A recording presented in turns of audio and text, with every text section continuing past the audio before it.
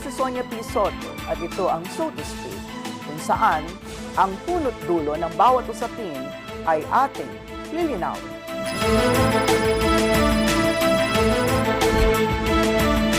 Ika nga nila, ang edukasyon ang pinakamahalagang kayamanan na matatanggap ng isang tao.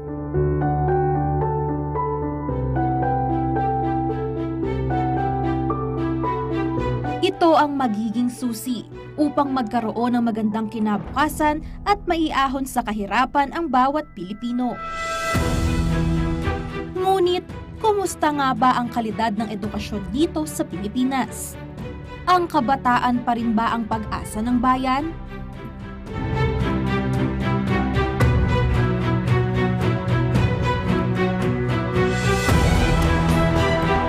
Taong 2022 nang binuo ng gobyerno ang EDCOM 2 upang tignan at busisiin ng kalidad ng edukasyon at mga problema na kinahaharap ng mga estudyante, guro at mga direktang konektado sa sektor ng edukasyon.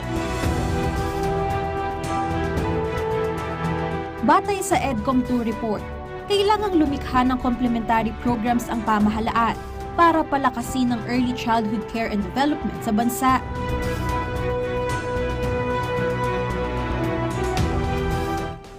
Dapat din daw gawing prioridad ang mga pinakamahihirap na Pilipino pagdating sa pagbibigay ng subsidiya para sa tertiary education.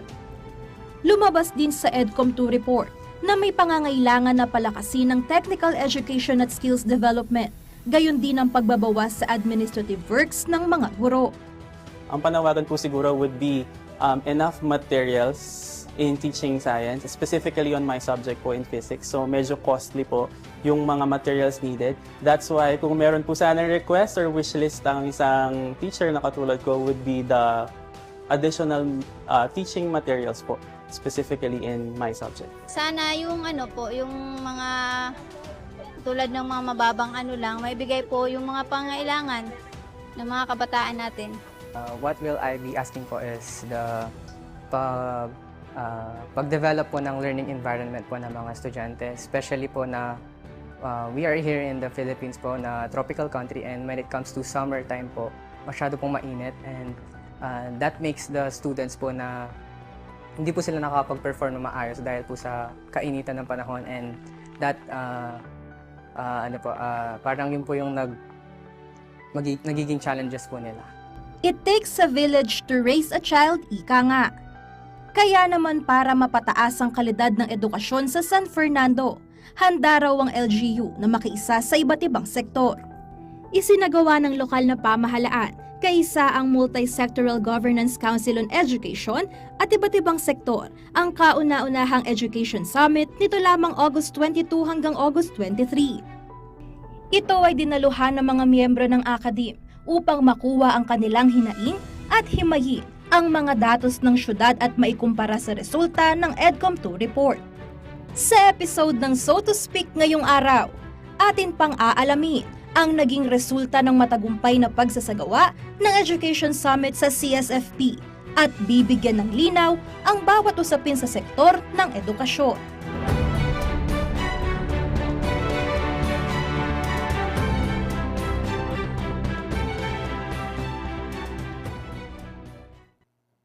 Matagumpay na nairaos ang Education Summit 2024 sa siyudad ng San Fernando noong Agosto 22 at 23 ng taong ito. Pinag-usapan ng husto sa summit ang EDCOM 2 report at pinagkumpara ito sa mga datos sa mga report mula naman sa iba't ibang sektor ng edukasyon sa siyudad ng San Fernando. Upang pag-usapan ang punot dulo ng usaping ito, makakasama natin ngayon dito sa So to Speak ang dating alkalde ng siyudad ng San Fernando at dating congressman ng Tercera Distrito ng probinsya ng Pampanga. At tumatay yung chairman ng Multi-Sectoral Governance Council o MSGC na si Attorney Oscar Rodriguez. Makakasama rin natin ang isa sa mga pasimuno sa pagkakaroon ng kauna-unahang Education Summit sa CSFP at chair ng MSGC Education Committee. Kinatawan din siya ng pribadong sektor sa City College of San Fernando, Pampanga na si Dr. Lourdes Javier. Narito rin ang isang educator at naging abala at namuno sa research at pagkalap ng mga datos para sa Education Summit at kasalukuyang Dean ng Institute of Accounting Information System ng City College of San Fernando na si Dean Emily Lacsina. Magandang araw sa inyo. Magandang araw po. Maraming salamat sa pagpapaunlak nyo sa aming imbitasyon sa inyo ngayong araw. Live po tayo ngayon sa Facebook at mapapanood ito sa telebisyon sa susunod na linggo. Ang una kong gustong tanungin ay si Attorney Oka, si Kong Oka o Mayor Oka. Siyempre, dati kong boss. Diba? Hanggang ngayon naman. Sir, dati kayong alkalde at dati din kayong congressman. So, pag titingnan natin ang inyong background, naging provincial administrator din kayo. At ngayon, nasa pribadong sektor kayo bilang tagapangulo o chair ng MSGC, no? Sa inyong pananaw, sa inyong perspektiba, gaano ba kahalaga yung ginanap na Education Summit sa siyudad ng San Fernando? Kailangan ba talaga ito sa local setting? Hindi pa ba sapat yung EDCOM 2 report? Mahalaga ang ating ginawa. Education Summit, mahalaga at timely. Kapag tanggapin natin hindi, may krisis sa edukasyon. Although ang krisis ay sa aking paniniwala, hindi particular sa San Fernando, sapagkat nai-address na natin itong problemang ito noon. Hindi ko alam kung paano nila itinuloy ang ating mga nasimulan. But definitely, it is a timely effort. Very important at that. Thank you, sir. Dr. Lu, kayo po yung committee nyo, yung MSGC Education Committee, ang nag-initiate nitong Education Summit. Ano ang nag-udyok sa inyo? Bakit nyo naisipan na isagawa ang Education Summit na ito? Kasi ang alam ko, Pebrero yata yung una yung pinag-usapan ito sa committee. Opo. Kung saan nakaupo din ako doon. Opo. Kung matatandaan ninyo, ang isa sa agenda natin noon ay ang edukasyon dito sa San Fernando. At tamang-tamang lumabas ang result ng EDCOM 2. So, napagkayarihan natin na i-assess din natin ang San Fernando compared to the data that was released by EDCOM 2. Nangyayari ba ang mga yon dito sa San Fernando? So, kaya hindi lang MSGC ang nag-organize, kasama natin ang DepEd, ang CHED, ang private sector, ang mga parents at mga even barangay officials, no? So para makita natin yung kabuuan ng edukasyon at yung masasabi ng mga stakeholders natin sa education. At Dean Emily, paano nyo siniguro bilang kayo ang head ng Research and Documentation Committee ng Education Summit, paano nyo tiniyak na magiging yung lahat ng participants na inimbitahan ninyo doon sa Education Summit ay tama lang. Ibig sabihin, sila yung sabihin na natin, nasa posisyon para i-validate yung EDCOM 2 findings sa level ng siyudad ng San Fernando. Doon po kasi sa research committee po noon, napag-usapan din yung nabasa na rin ho namin. No? Siguro po, mga ilang items din po. At mukhang sa EDCOM din po kasi nagkaroon sila ng mga focus group discussions. So nakalagay din po doon na kamukha ko nun yung mga sinabi ng mga ibang parents, sinabi ng mga estudyante. So mula po doon, nag-determine din po kami, nag-identify din po kami ng mga dapat nakasama doon sa mga breakout sessions po natin. Siyempre, una sa lahat yung mga teachers, kasi nga ho, malaking usapin din yung quality ng ating mga teachers. Pangalawa, yung pong mga estudyante, dahil po sila yung nakakatanggap ng ating education services, kumbaga.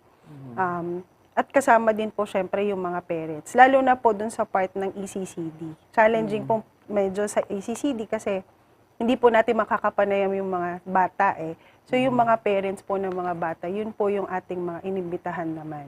Dahil directly po silang affected kung ano man po yung serbisyo na binibigay natin in education sector. Oo, pag sinabi nating ECCD, para lang po sa kaalaman ng mga nanonood, Early Childhood Education na Yes po. tinutukoy natin.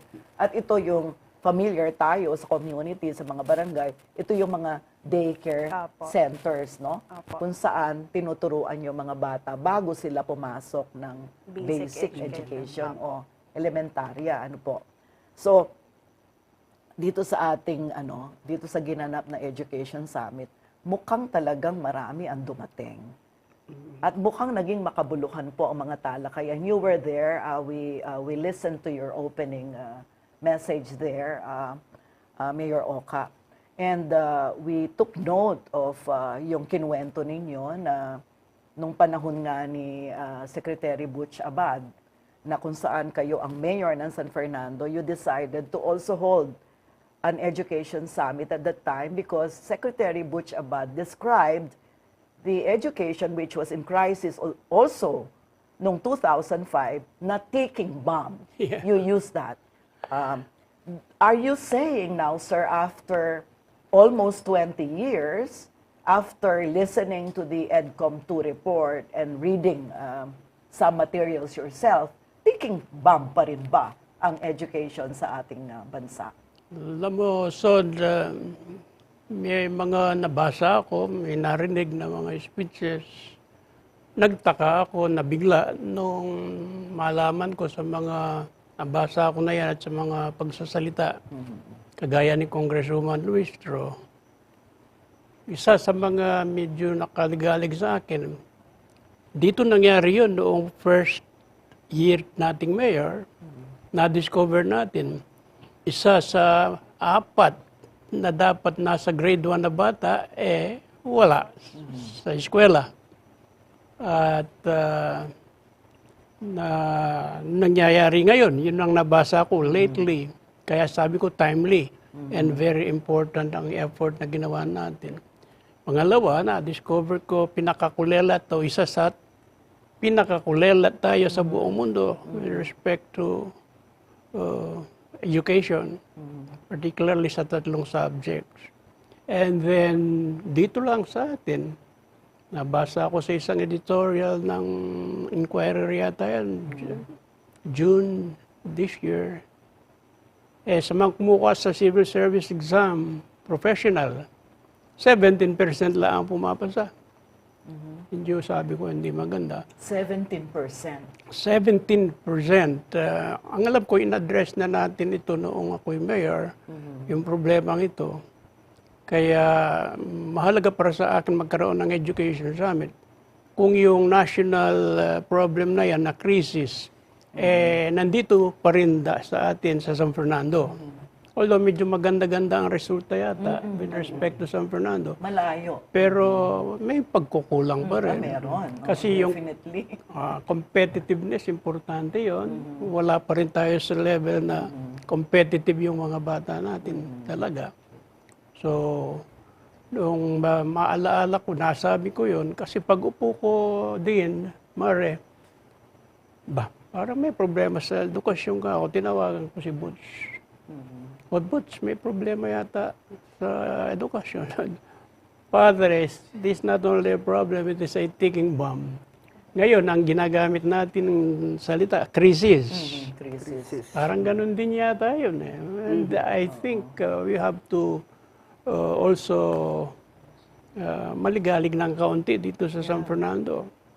Ang aking pagiging congressman dati at presidente ng League of Cities, at halos na-address ko nationally yung isa sa mga problema, yung lack of school buildings. Ako ang pumukpok ng gusto kay Secretary Luistro noon. Luistro ba yun? Yung from De La Salle? De La Salle, hindi. Luistro ba? Kalimutan ko yung Ayan. apelyido. Yung mga 2 stories na yan na tuloy-tuloy na ginagawa sa lahat ng mga eskwelahan, pakana ng grupo ko yan. Yeah. Pero ang ngayon, isa sa mga problema na naman, kulang ng Meron na mga naman school buildings. shortage. Oo. So it is a continuing problem, but it is a very important subject na hindi dapat nabiruin Kahapon, nalungkot na naman ako nung madiscovering walang ginawa yung dating Secretary of Education na ating Oo nga. kulelat na kulelat. Grabe. No? Grabe. Grabe. So, mahalaga Ano nga, itong timing ating na timing nga eh. After the Education Summit. Daming Ang dami po naglitawan lumabas. sa national level. Sa DepEd National pa. Of course, syempre, alam naman natin ang labanan sa politika ngayon, sa pambansang saklaw, talagang naghahalong kata na ng baho, di ba? Pero just the same, maganda na lumitaw din ang mga problemang ito sa paggastos ng mga resources, kung saan pumupunta yung sabihin yung pondo, hindi pala nagagamit para sa tama. At sa puntong ito, doon sa synthesis, di ba, nag-workshops, halos lahat ng 300 na participants or more ng Education Summit na divided among sectors, talagang nagkaroon sila ng FGD, Focus Group Discussion, yung tinatawag nating workshop.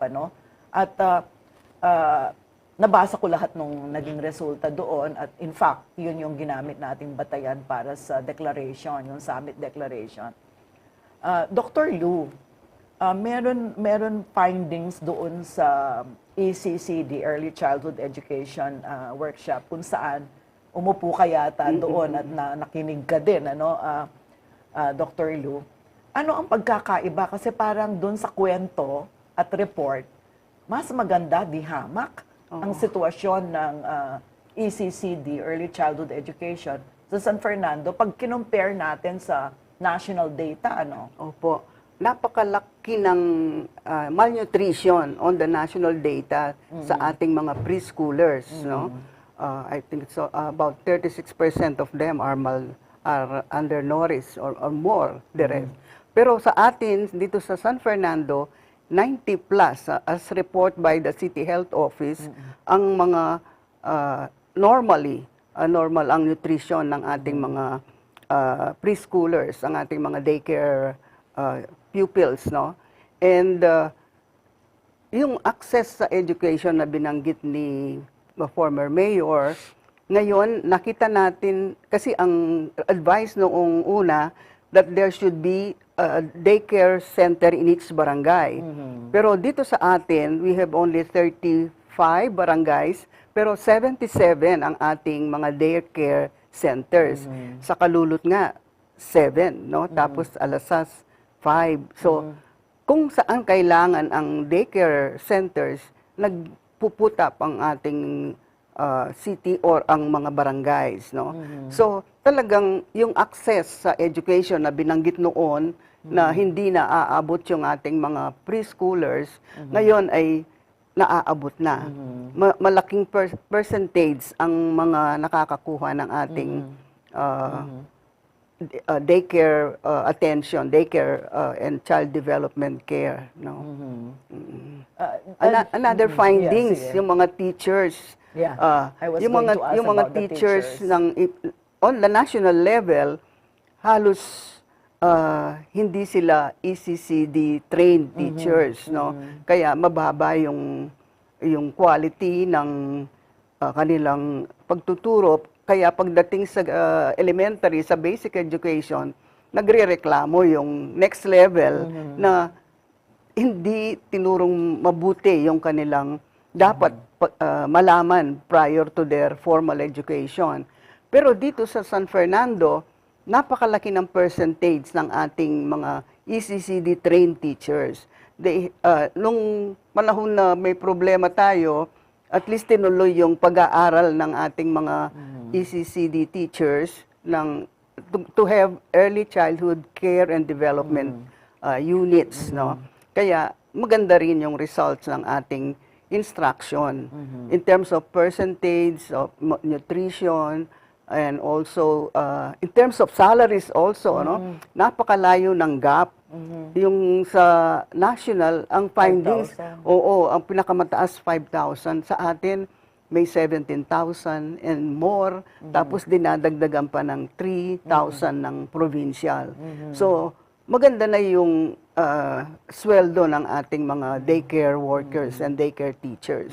Dalawa na sila, no? Mm-mm. Teachers, Teachers daycare and workers, workers. and daycare teachers. Yung teachers, yung those who have already completed their ECCD course. Yung mga workers, yung kulang pa ng units. No?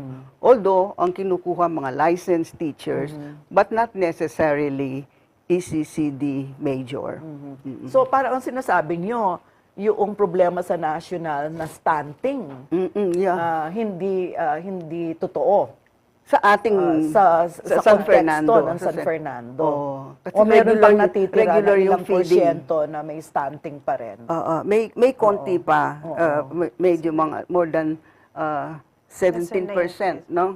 17%. Yes, so we will be working, very minimal na pwede natin i-correct. Ngayong nalaman natin kung ano ang percentage ng mga malnourished children, pwedeng i-identify yon para mabigyan ng remedy. No? Kasi bakit natin pinag-uusapan yung stunting? Napakahalaga kasi sapagkat irreversible na pala ito. Yes, Hindi after 6 years old, after 5 years old. Umabot na ng 6 na taon yung bata at hindi talaga naging maayos ang kanyang nutrition. Yung development ng cognitive, yung ano niya, yung abilidad niya, wala na, hindi mo na pala talaga maibabalik, ano, kahit na ano pang pakain mo o ano pang... Even the mental, no? Kasi yung stimulation at Yes, saka yung exactly. nutrition sa preschool, sa daycare worker.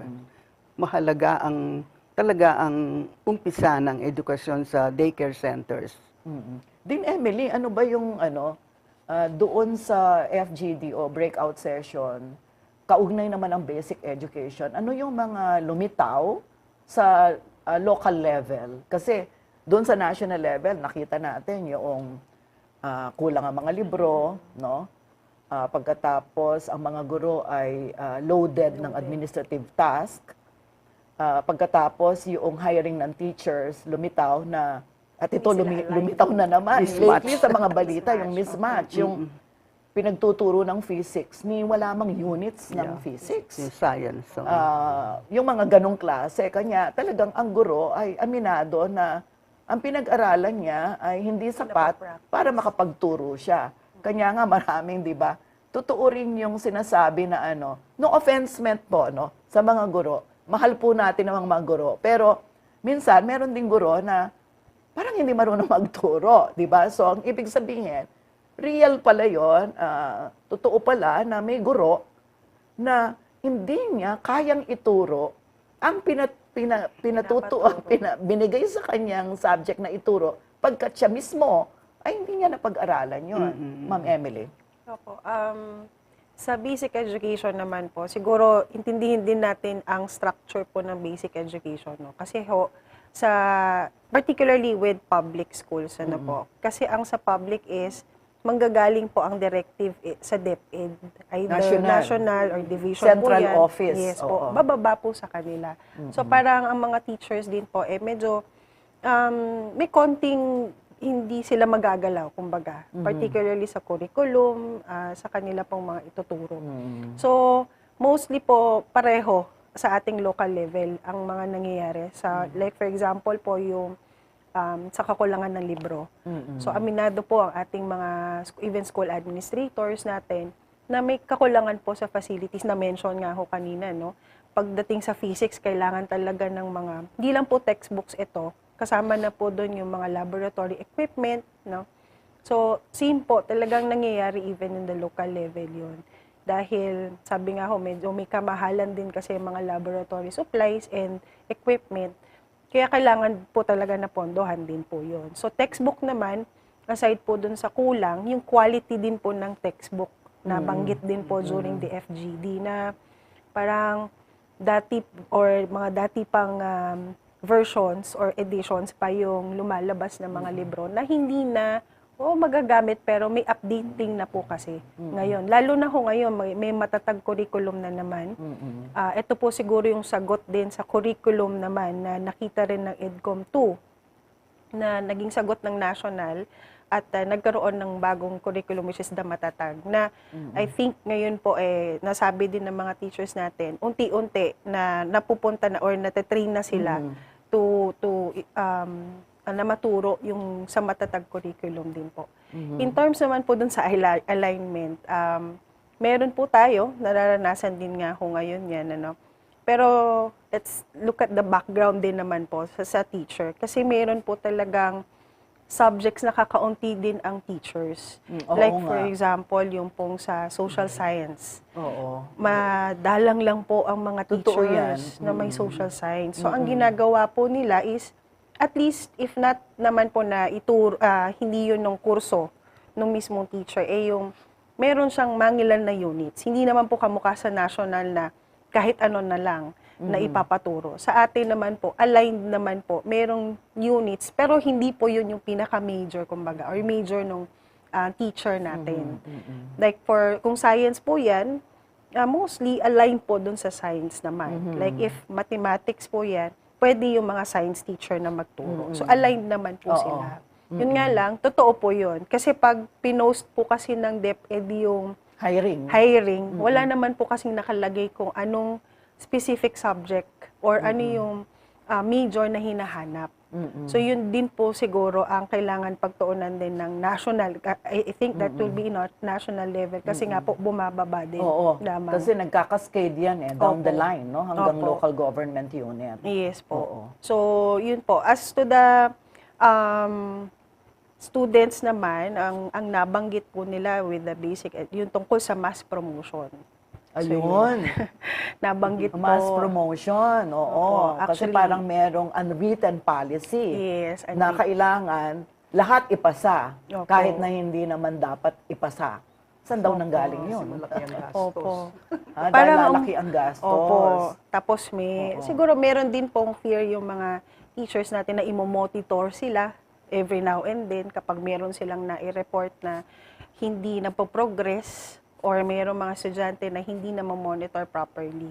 So, yun po, yung unwritten rule na yun, although ang mga teachers Pero ayaw alam nila. nyo, Ayaw po nila yun. naantig yung damdamin ko nung nag-share yung magulang. Opo. Di ba sabi ng magulang, kami din guilty. Yes, Sabi opo. nila dahil bilang magulang, wala na kami halos oras na turuan o gabayan sa bahay ang Opo. aming mga anak.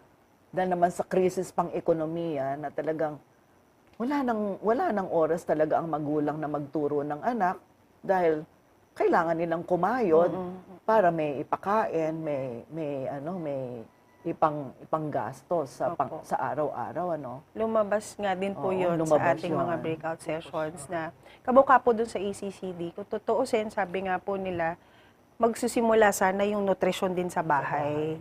Even parents should know yung paano ba bigyan ng proper nutrition yung mga anak.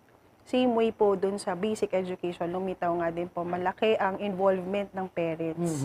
No? So they're calling also for parent education, sa nutrition and also sa paano gabayan. Spiritual education, nasama din po, nabanggit din during the FGD, na importante din po yun sa mga bata. So medyo marami nga po ang nagkwento ring parents na nahihirapan din po kasi nga siguro yung ngayon po kasi is both parents are working. Oo. So pareho pong Hindi wala na kasi sa pwedeng bahay. isa lang ang magtatrabaho sa magulang ngayon, hindi Opo. ba? Dahil sa sobrang taas ng inflation, di ba? Opo. Mahirap So, talaga ang buhay. Balikan ko si Kong Oka. Dati kayong congressman, dati kayong mayor.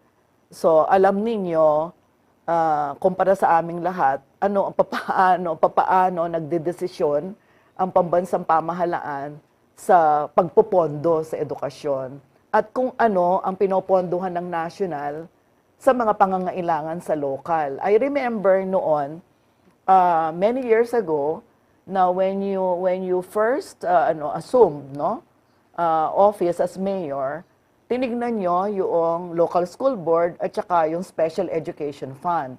I remember that time when you assumed office in 2004, the special education fund was something like 27 million pesos. But during your first term, umakyat po yun ng more than 100 100,000, 100 million, 120 million po yata. So exponential yung growth ng Special Education Fund. Do you remember kung papaano nyo ginawa yon? Medyo maraming problema noon. Maliit ang Special Education Fund talaga, tinatnan natin. Tapos nagagamit pa sa hindi tamang panggastos. Ginagamit na pang-alaga ng mga ilang principal. Imbes na mapunta sa kapakanan ng mga bata. Pagkatapos, naging bahagi rin ng hindi tamang puntirya ng mga nanunungkulan noon. Sinama sa, alam mo na, ikaw mismo ang nag-file ng maraming cases against those people, kasama sa mga kinurakot nila yan. Pero nung tayo, medyo nakatutok na. Medyo nakita natin yung problema, tinutukan natin, pinaganda ang income, at pinuntirya natin talaga ang edukasyon. Sapagkat ang paniniwala ko, at nailagay natin nyo sa isang battle cry, edukasyong abot kamay, kinabukasang abot tanaw. You remember that? Bata pa siya. Bata pa si Dino. Pero napakaganda ng transformasyon despite of that problem. Kasi sa isang kagaya namin, importante kasi ang ikaw ay hindi lamang tumutotoo, kailangan meron kang talagang determinasyon. Meron kang talagang puntiryang masidi sa particular. Sa kasalukuyan, narinig ko yung problema, kulang ng libro, kulang ng teachers, kulang ng mga buildings. Dati ng problema yan Pinakamaraming budget ang edukasyon. Kagaya ng nakaraan, bakit ipupuntirya dyan ang isang politiko bilang Secretary of Education? Iba kasi dapat ang pupuntirya talaga. Palagay ko, tama yung sinasabi mo kanina. Wala munang politika. Kaya lang pinupuntirya yung number 1 ng Department of Education ng mga politiko. Sapagkat yung influence niya sa political field unquantifiable. But noong, if you remember, nang pinilit kitang maging city administrator ko, nakita natin ang mga problema, nasimulan natin yung pagbibigyan ng solusyon. Tinatawag nating leadership dyan, kailangan talagang malakas na malakas ang iyong determinasyon. Kung hindi, mawe-waylate ka. Kung hindi, hindi mo mararating talaga. Kagaya if you remember nung atin, can you imagine wala tayong ka-budget, wala tayong dinat ng pondo.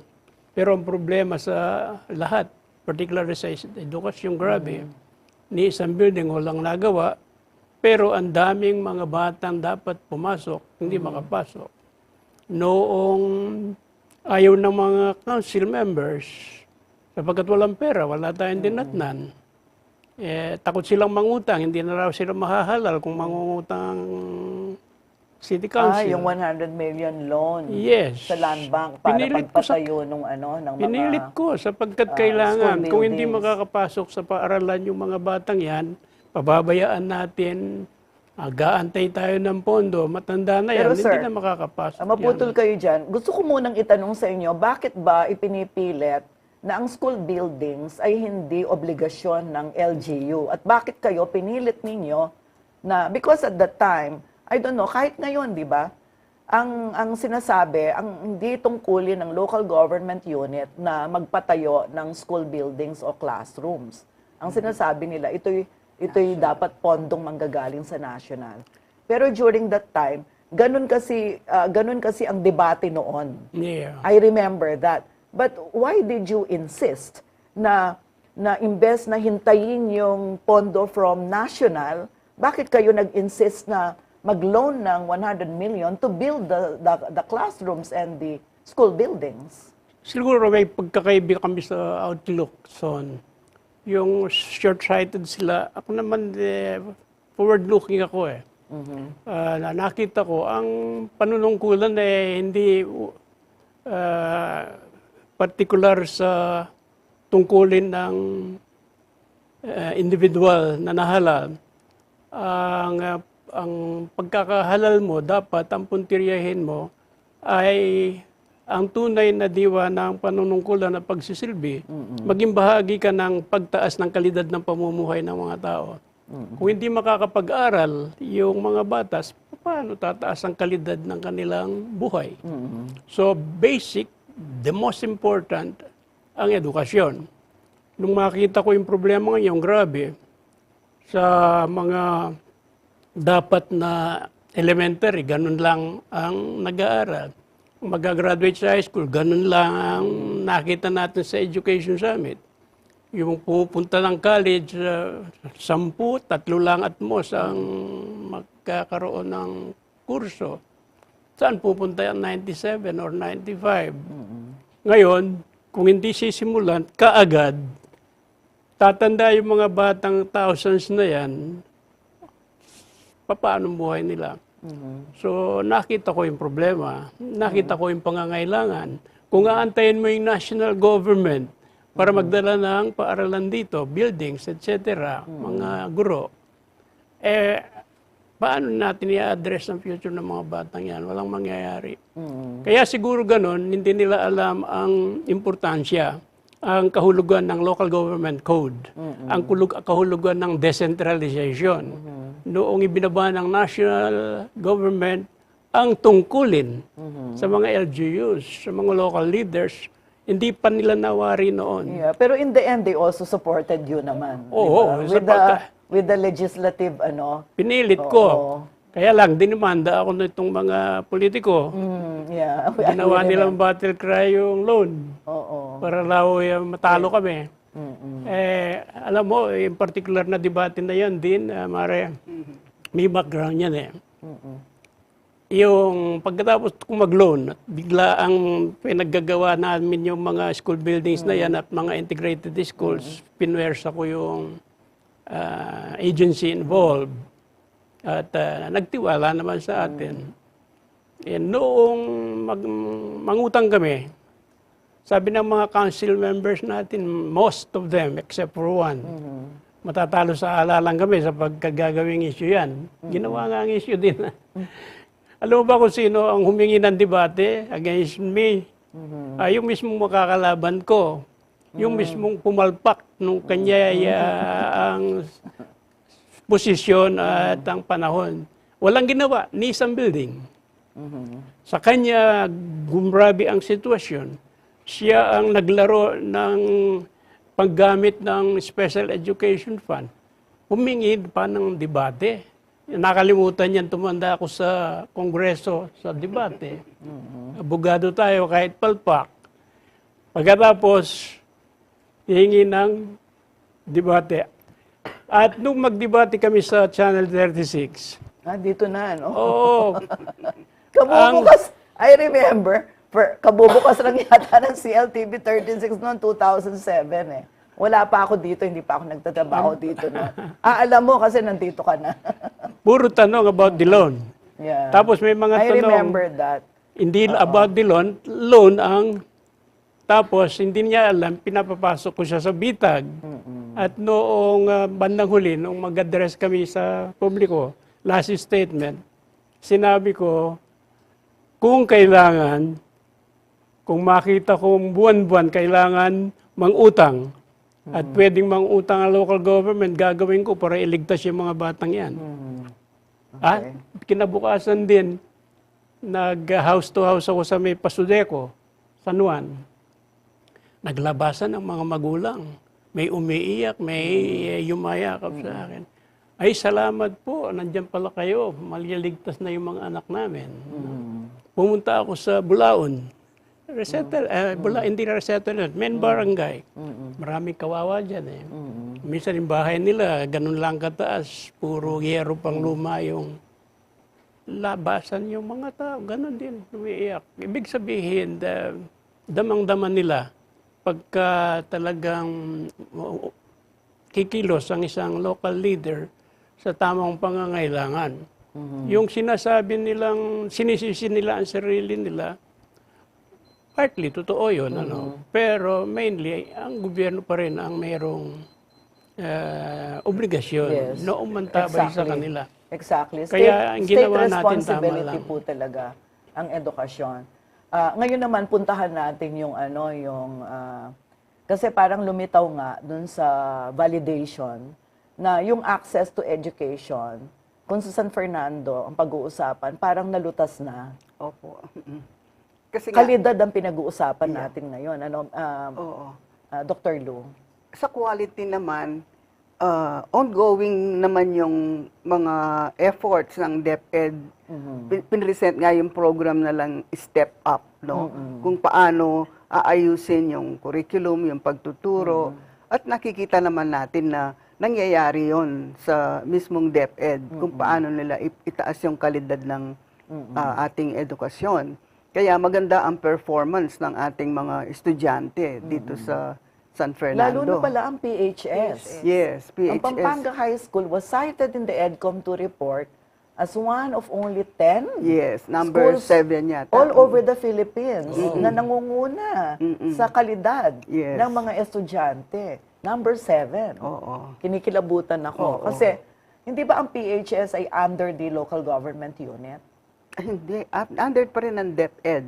I mean DepEd San Fernando. San Fernando. The division. Hindi siya division of Pampanga. Ang Pampanga High School. Hindi division of Pampanga. Sa city schools. Yeah, city schools, ang Pampanga division, High oo. School. Pero traditionally naman talaga, 'di ba, parang Provincial. napakaganda ng maraming magandang masasabi tungkol sa Pampanga High School kahit na sabihin natin may isang panahon na talagang dumapanan todo yung facilities niyan dahil sa Pinatubo eruption, pero nakabangon Oo. So, puntahan natin ngayon yung sa kolehiyo naman. Kasi parang dito sa Education Summit, yung isang lumitaw, no, marami talaga ang mga eskwelahan sa kolehiyo, lalo na yung pribado na nagsarahan.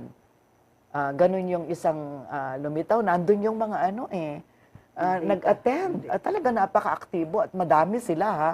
Yung galing sa APSA. Ano nga ba yung APSA, Dean Emily? Association of Sa Private School private schools. Administrators. Association of Pero more Private of, School Administrators. Basic education din po sila. Basic education. Pero may mga kolehiyo. Sa At kolehiyo aktibo po. ang University of the Assumption. Yes, opo. Actually, Diba? katuwang po namin siya Oo, sa research oo. at saka sa mga facilitators po namin, documenters. Tell us about yung findings sa college level naman. Kasi din ka sa City College of San Fernando. Opo. Sa kolehiyo naman po, sa mataas sa antas naman, actually po marami ang private. Dito sa San Fernando, meron po Mas tayong marami ang 10. pribado. Opo. Kesa sa Public po. Public pagdating sa college level. Sa 10 siyudad po. ng San Fernando. Ang sa tala po ng CHED, nasa 10 ang ating mga private institutions. And isa pa lang po actually si City College sa public. Although upcoming po niyan, yung Walang sa ibang DAPSU, public nga. wala po. Sa City Kung of sa San Fernando. kundi opo. ang City College of San Opo. Fernando. Opo. So may yung outcry po ng regarding sa enrollment, nakita pa rin na mataas pa rin naman po enrollment sa private institutions. Although Compared to public. Opo, although si City College in year 2022 sa bagong administrasyon na nga po ng ating mayor, binuksan ang ating admission. Kaya po mas marami na ang nakakapasok sa City College ngayon. Pero hindi naman po ganun kalaki. Nakita naman sa datos ng CHED Region 3 na hindi naman po bumaba ang enrollment. Siguro ang isa din po sa mga dahilan ng yung mga nagsasara po is malaki talaga po yung epekto ng pandemic. During the time na, yun nga po, nahirapan din po kasi, lalo na po yung sa college, nahirapan din yung mga estudyante.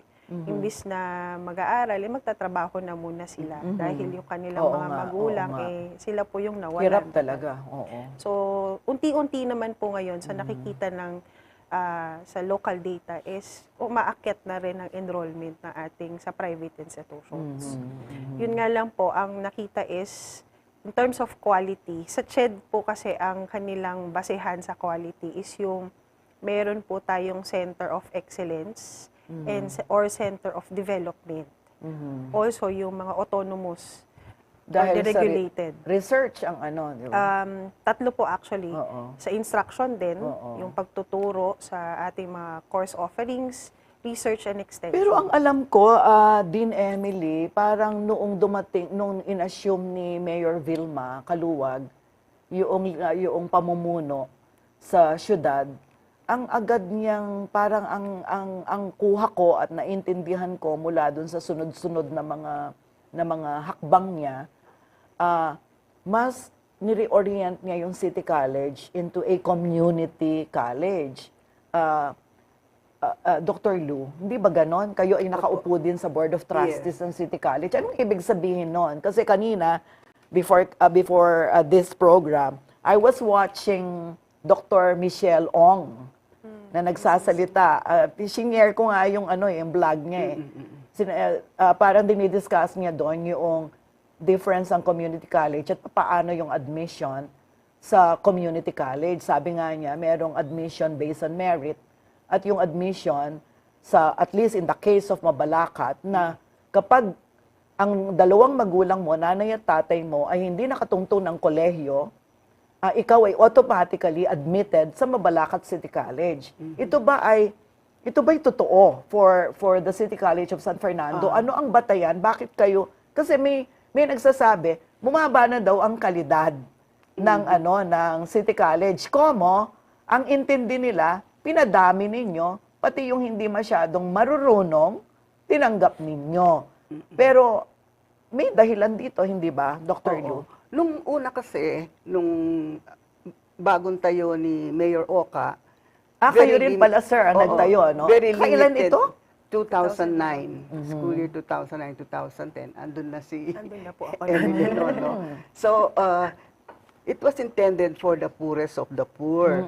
Kasi nga, yung access to education, yung mga, yung poor families cannot send their children to college.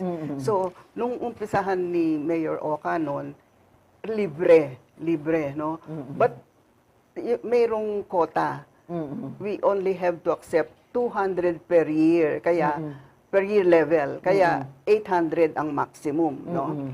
And kailangan ang bata may certification of indigency from the barangay.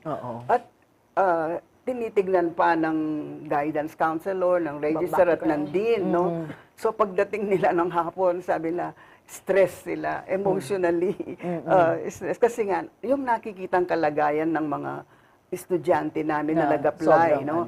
Pero at that time, quality, it's not only accepting the poor but deserving students, no? May qualifying test at may retention policy na they have to have this kind of grade, let's say 85, to be able to move on to the next level, no? Tsaka pag nagkaroon ng grade below 80, out na sila, ganyan. So, masyadong very stringent ang policy noon. Pero ngayon poorest of the poor pa rin. Poor pa rin. Pero yung mga bumabagsak sa entrance test, binibigyan na ng pagkakataon, basta mayroong silang, they have the right attitude to finish college, no? Kasi nga sabi ni Mayor, hindi naman kailangan marunong, academically excellent para matapos ng college, makahanap ng decent work after college, no? Kasi ang importante, college degree holder sila. So, ganun ang policy ng mayor ngayon. Pero may mga efforts to improve their Pero performance. mangyari, kanya ako ito tinatanong, nakita ko sa data ng national na yung trend ngayon, parang lumilitaw na sa mga public universities, state colleges and universities all over the Philippines, pababa ang bilang o porsyento ng galing sa mahirap. Actually, yung oo. dun po sa, regarding naman po doon, no, yung sa poorest, or dun sa part na poor ang mga estudyante, ano po, o yung parang yung kanilang percentage of participation sa public. Doon sa free higher ed po kasi, actually, depende po siya, ang rule is, depende po sa admission policy talaga ng school.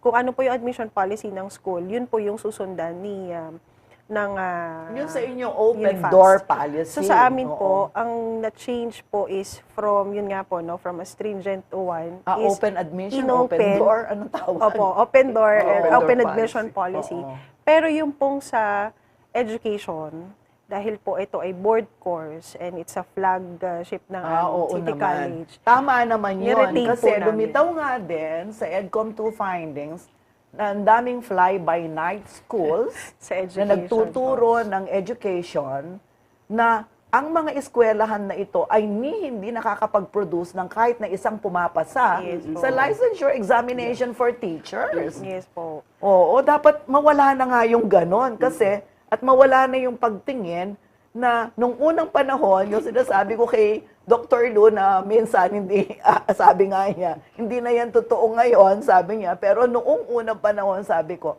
nariringgan ko pa yung mga magulang na nagsasabi na kapag hindi marunong ang bata o babae ang bata at hindi Mag-teacher ka marunong, total mag-aasawa, mag-teacher na lang, di ba? So, paano mangyayari nga naman sa atin kung ang guro ay hindi kwalipikadong magturo o hindi talaga marunong magturo o kulang ng kasanayan at talino para makapagturo ng bata. Meron tayong sample kasi dito ng isang bata, batang Oka Rodriguez noon, many years or decades ago, na kung hindi siya nakapag-aral, hindi siya magiging congressman at mayor. Tama ba yun, sir? Ikaw ba ay modelo ng isang batang matalino na but deserving na nanggaling sa kahirapan? Posible. Kung hindi ako nakapag-aral, baka hanggang ngayon, either wala na ako, nagpapastol pa ako ng Kalabaw.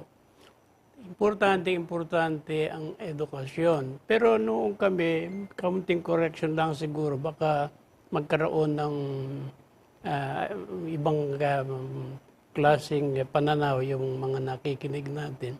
Nung iputap natin yan, Sonia, if you remember, City College. City College, kulang ang pondo. Oo, napakaliit. Di ba? Para maumpisahan lang din, Opo. ginawa namin stringent ang pag-admission.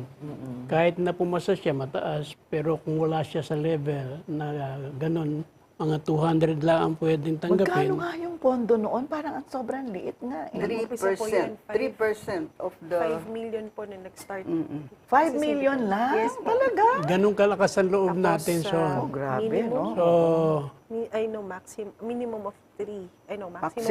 Maximum of 3% of the... Kaya ganon pala. oo, revenue. pero ang idea ko doon, Son, in the process, sa pag-ano ng panahon, mag-a-adjust yung budget, lalaki rin ang admission, bababa yung sinasabi yung stringent requirement, medyo bababa ang Para mas qualification. dumami yung makakapasok. para dumami. Oo. Kagaya ng ginagawa ngayon Pero wala ni pang Mayor. Unifas noon, sir. Wala pa. Wala. Wala pang subsidy Ang from nangyari national. noon, Wala. binibigyan kami sa budget ng mayor pag kulang ang Lakas na loob pondo lang namin. talaga. Galing sa mayor's office ang budget At niyo. saka nag-solicit sa mga senators, president Oo. to put up a building. At saka may adapt at scholar. Yes, I yes. remember, meron di ba tayo. nilapitan mo, Scholar, nilapitan oo. mo noon, Mayor, yung mga mayayaman dito sa San Pare Fernando Levy. to adopt a scholar. Victory Liner, yung Solana. Oo, meron silang scholar. Yung San sumusuhol Miguel. sa atin, ibinibigay.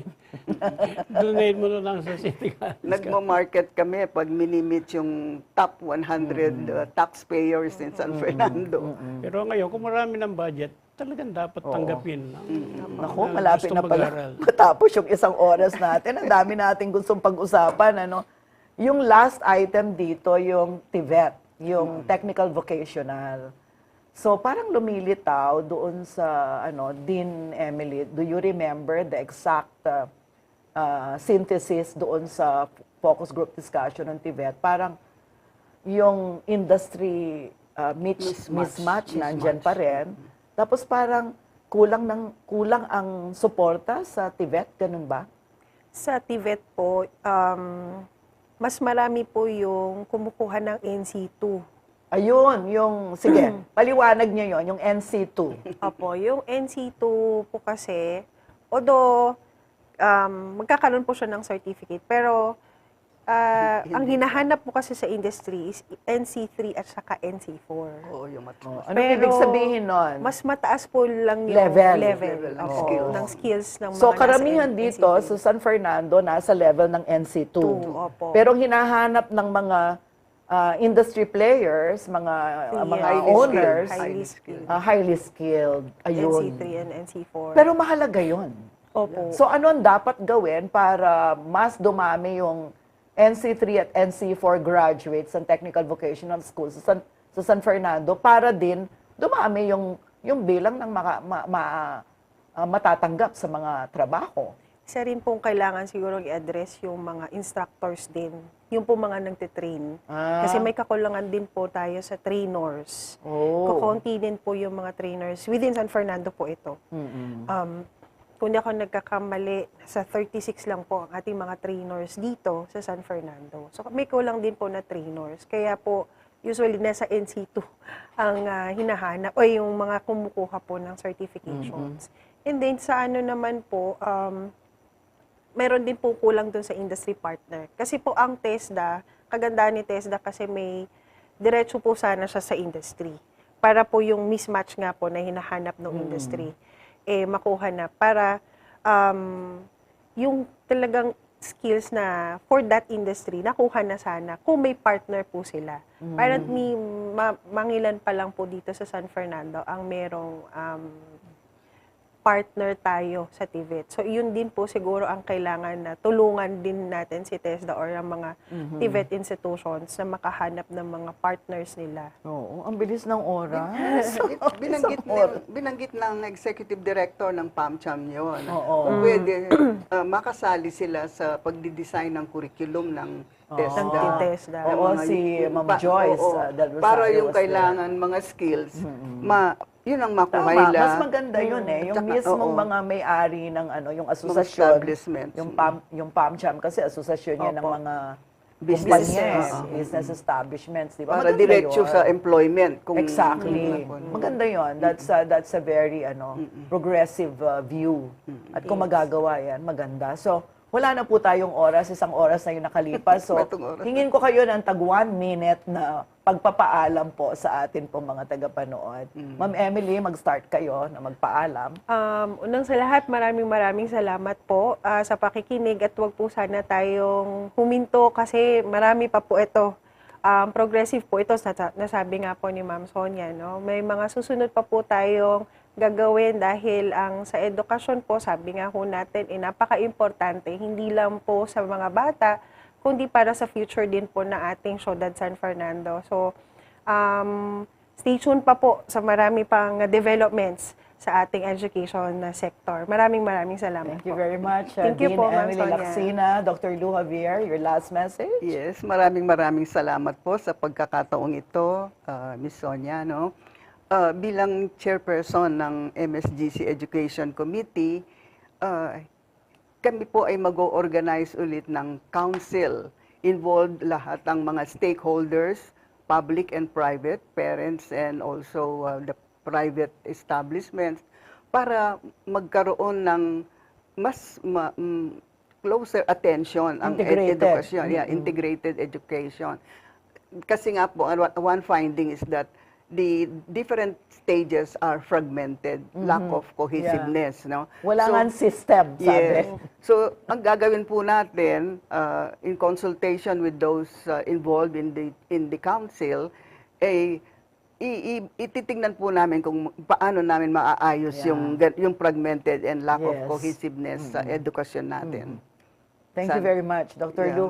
Parang gagayahin ng San Fernando MSGC Education Committee yung Cabinet Cluster on Education. Yung sinasuggest Oo. ng EDCOM 2. Oo. And now let's listen to the final message of the oldest and wisest among us, Attorney Kong and former Mayor Oka Rodriguez. And emphasize mo yung oldest. And wisest. Among Us. Alam mo, nandito ako sa dalawang bagay lang. Reason, ikaw at saka yung topic. Pagka edukasyon kasi, mo siya ang nagligtas sa aking buhay. Nagligtas sa mga libo-libong buhay ng mga moralita. Napakahalaga talaga ng edukasyon. So, obligasyon ko din na magpag-share ng aking mga iniisip, mga experience, at baka sakaling makabigay ng kaunting kontribusyon para sa pagpapalago ng educational system natin dito sa Philippines.